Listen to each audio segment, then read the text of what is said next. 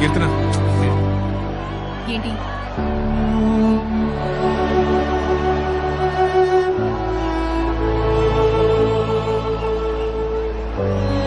Second half start అయింది. ఈ match లో ఆంధ్ర టీం పుంజుకుంటుందో లేదో చూడాలి.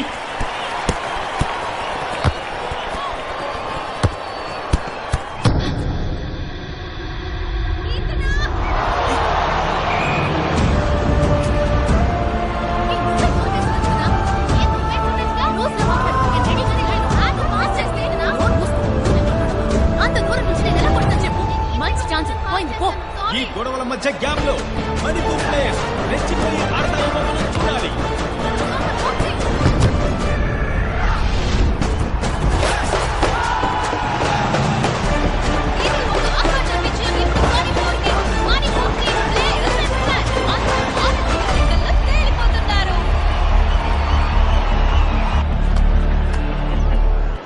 సారీ బిగ్ అట్లా if you lose one more match ఊరికి వెళ్ళిపోవాల్సింది.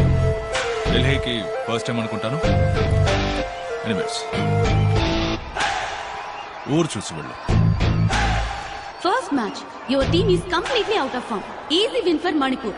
ఇంత తేలిగ్గా మిస్ అయ్యామేంటా అని ఫీల్ అవుతున్నారా? మాకు మంచి కోచ్ ఉండుంటే ఖచ్చితంగా ఈ మ్యాచ్ గెలుచుండేవాళ్ళం. ఫెడరేషన్ అబ్జర్వ్ చేస్తుంది అనుకుంటా. వాళ్ళు హెల్ప్ చేస్తే మేము మిగిలిన మ్యాచెస్ అయినా టఫ్ ఫైట్ ఇచ్చి గెలవడానికి ప్రయత్నిస్తాం. Thank you. ఖచ్చితంగా ఈ టీం కప్పు గెలుచుకొస్తుంది. వెళ్ళు వెళ్ళు వెళ్ళి ఇక్కడి నుంచి. బిగులు కప్పు ముఖ్యం. బిగులు మాకు మంచి కోచ్ ఉండుంటే మేము ఖచ్చితంగా ఈ మ్యాచ్ గెలుచుండేవాళ్ళం.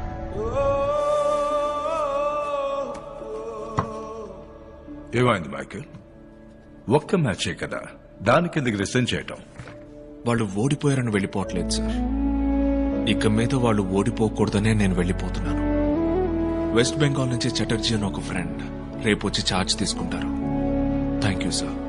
నాకు మీరు చేసిన సహాయానికి థ్యాంక్ యూ. రే ఏంట్రా ఇక్కడ? ఈళ్లే బాబు హాస్టల్లో మనల్ని రౌండప్ చేసింది. రే ఇక్కడొద్దు, బయటికి వెళ్ళి చూసుకుందాం. Sorry sir. కాదు కాదు, ఇది ఎక్కడే మాట్లాడాలి.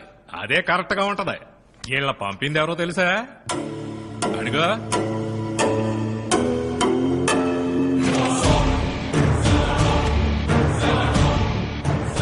ఏంటి సార్? రాజప్ప. నమస్కారం. నమస్కారం. మీ క్రిమినల్ రికార్డ్స్ వల్లే అతన్ని టీంలోకి తీసుకోలేదు. They don't want to take such a risk. Sir నా వృత్తికి వాడికి ఏ సంబంధం లేదు సార్. సో మీకు నేను చెప్పిన కారణం నచ్చలేదు కదూ? Excuse me.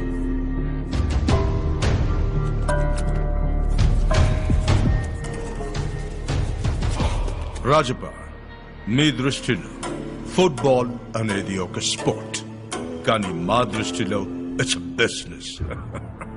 స్పోర్ట్స్ అంటేనే డబ్బు. ఒక్కసారి నేషనల్ టీంలోకి వస్తే అతను ఓడినా గెలిచినా ఖచ్చితంగా గవర్నమెంట్ ఉద్యోగం ఉంటుంది. పెద్ద ఉద్యోగం సార్. రైల్వేస్, కస్టమ్స్, ఎయిర్పోర్ట్ అని. ఎంపీ, మినిస్టర్స్, బిజినెస్ మెన్ ఇలాంటి గొప్ప వ్యక్తులకి వాళ్ళ పిల్లలు నేషనల్ టీంలో ఉండటం అ ప్రైడ్. అందుకు వాళ్ళు ఎంత అడిగినా ఇవ్వడానికి సిద్ధంగా ఉన్నారు. మీ అబ్బాయిని నేను టీంలోకి తీసుకోవడానికి ఎంత ఇవ్వగలరు?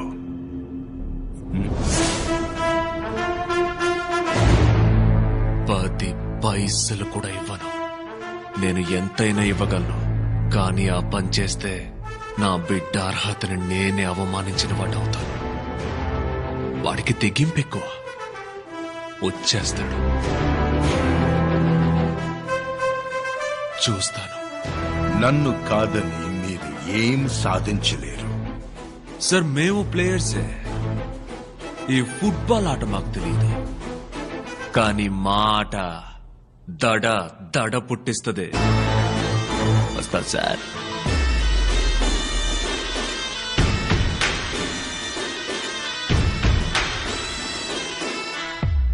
మైకిలో నాన్న డన్.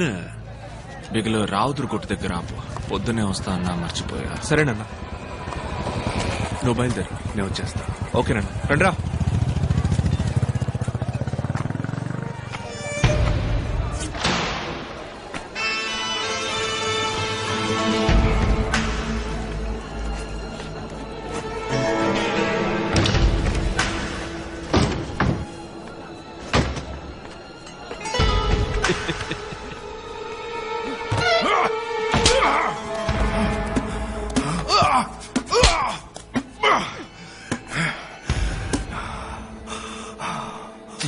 నువ్వున్న చోటే నేను నిన్ను నరికి పాతేసేవాడిని.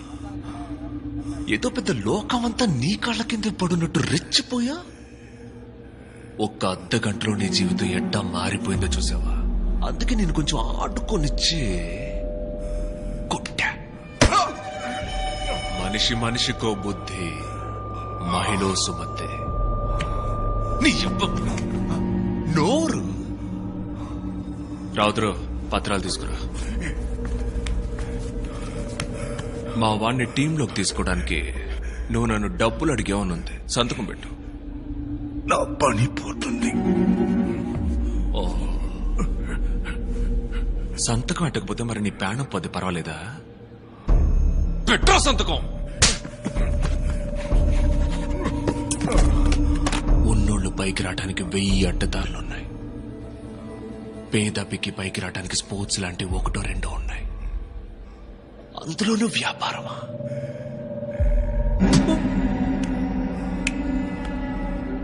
నా బిడ్డదే కాదు, అర్హతలు ఉండి ఆడే అంతమంది పిల్లల పేర్లు పొద్దున 10 గంటలకల్లా లిస్టులో రావాలి. రాలేదే అనుకో, ఈ పత్రాలు ఎక్కడుండాలో అక్కడుంటాయి. ఏయ్ శర్మ, పనే కదా పోయేదని తేడా చేసావే అనుకో, ప్రాణం ఉంటే నిన్ను పనికిరాని వాడిగా చేసి పారేస్తా. ఛీ! దొబ్బే.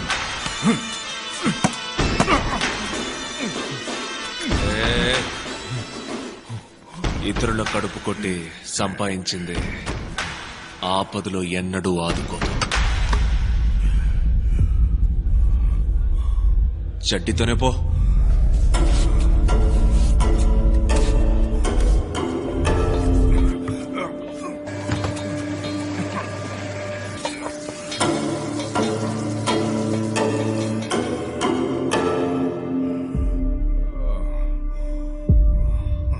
వాడి స్థానంలో వాడిని మనం ఏమీ చేయలేం.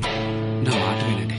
వాడి కొడుకు ఢిల్లీకి వస్తాడు కదా, అక్కడ వాడి సంగతి చూస్తాను. వచ్చా, చూస్తున్నాను.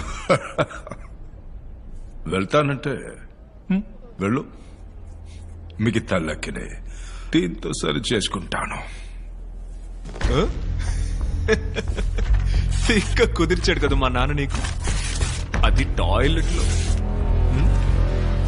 మాస్. కోట్ వేసుకుని కోచ్ గా నుంచోవడం కొంచెం బోర్ కొట్టుద్ది అనుకున్నా, కానీ విల్లన్ గాడు వచ్చేసరికి ఆటకి వేడి పుట్టుకొచ్చింది కదా. నా ప్లేయర్స్ గ్రౌండ్ లో ఆడుకుంటారు, మనం బయట ఆడుకుందామా చిన్న?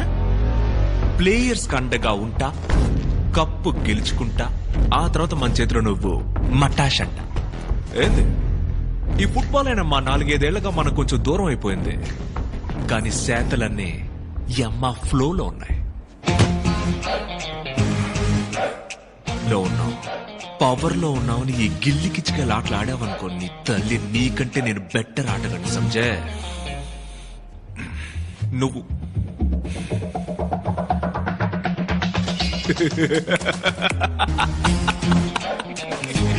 మాటలకే భయపడ్డాడన్నా.